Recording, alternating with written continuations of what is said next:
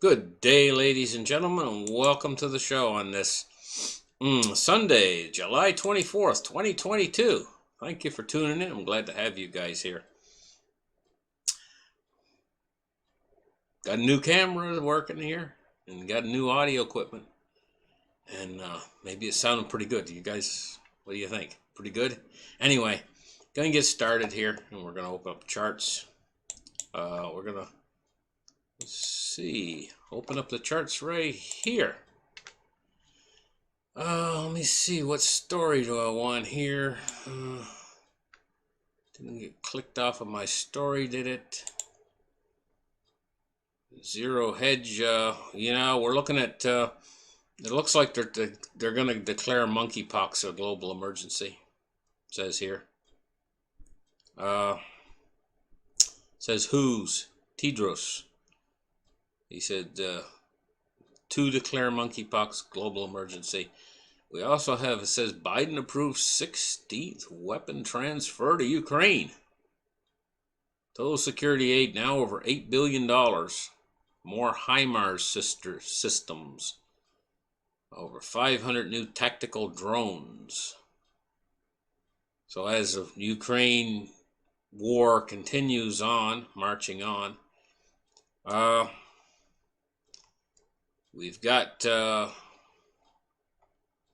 other stories here. It says that intense heat and dry conditions are threatening United States crops and herds. We're going to go there and we're going to take a look at this story. It says intense heat and dry conditions are threatening United States crops.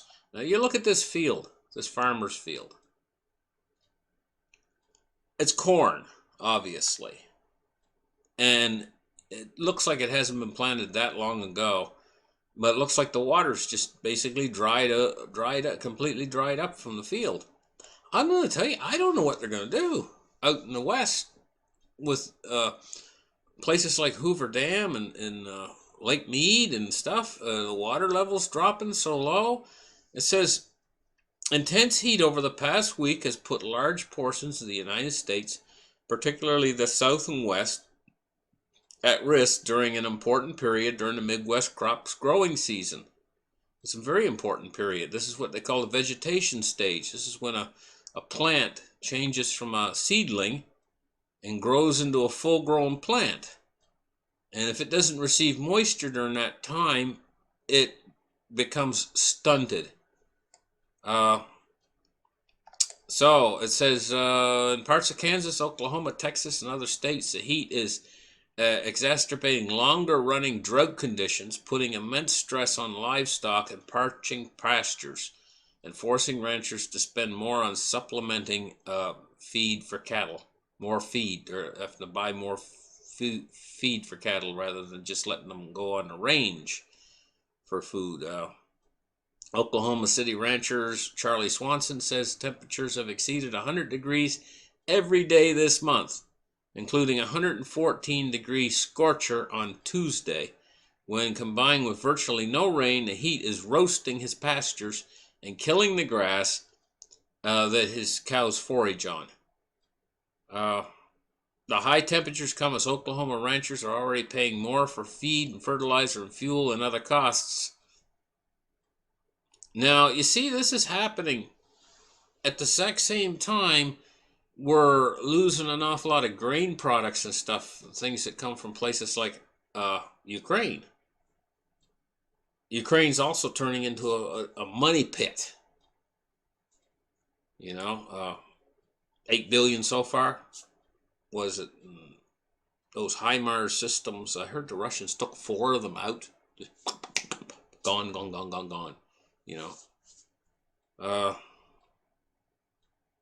What's the alternative?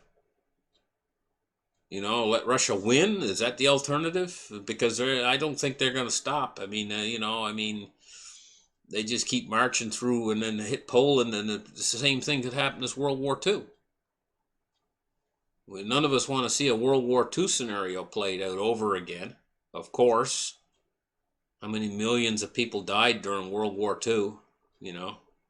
And now a nuclear World War II would be absolutely unthinkable. But actually, in truth, World War II was nuclear. There was 2 nuclear weapons that were dropped in World War II toward the end of the war. And we must not forget that. And must not forget, period. Last thing we need is another world war. But at any rate, with the way the system is awash in debt and everything, and that debt is starting to deleverage, the Fed is pushing.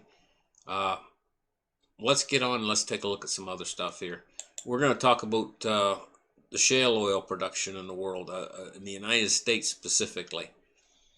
And people say, well, you know, I mean, we got enough oil to last for the next 500 years. I heard someplace that the Permian oil basin has got this huge oil pool of oil, and we're okay. We're going to be okay for the rest of our lifetimes and probably our kids' lifetimes and so on.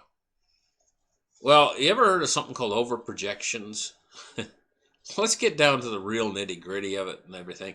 First off, let's take a look here. The EIA projects massive drop in shale oil production by June. Now, this article came back in May of 2020, but we can see that it's already starting to drop off. It says United States shale oil producers will cut oil production by 1 million barrels per day from April levels by the end of June, according to the latest drilling productivity report from the United States Energy Information Administration. Okay, so we see this large decline. Now this is going back, way back to like 2020, well, 2021. It's back about a year or more than a year ago. We see this massive drop in production of oils per millions of barrels per day drop. And this is calculated in millions. You see, the United States was peaking out around 9.2 million barrels per day, which is huge. Huge oil producer. But you see, already by the time like 2021 it arrived, we were down to 7.7 and dropping like a stone.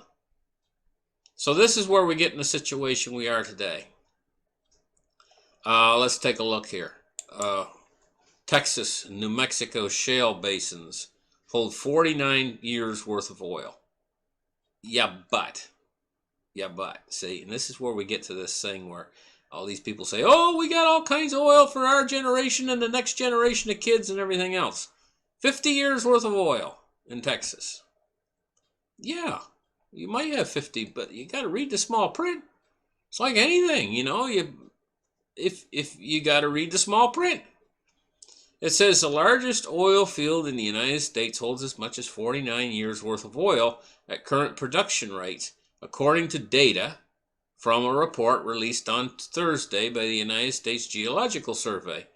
In its first assessment of the Delaware portion of the Permian shale oil field that spans West Texas and New Mexico, the USGS, which is part of the United States Department of the Interior, said it contained about 46.3 billion barrels of oil and 281 trillion cubic feet of natural gas. The government estimates include all underground shale oil gas that is technically recovered. Now, let's see. Remember I told you got to read the small print? Well, we just hit the small print, guys. The government estimates include all underground shale oil and gas that is technically recoverable. It's that word right there that we're hitting. Technically recoverable. Okay, there's a big difference between something that's technically recoverable and actually recovering it. So I was reading an article a little bit earlier about the shale oil in the Permian, you know, and that oil is down there that's supposedly recoverable, but not really feasibly recoverable. Not really feasible to recover it. And so they say right here in the next sentence, it says technically recoverable, but you always have to read the small print. You know, whenever you get hit with a but's a big issue, but may not be economic to extract at current prices. Okay, so now you're getting to the real nitty-gritty of the story.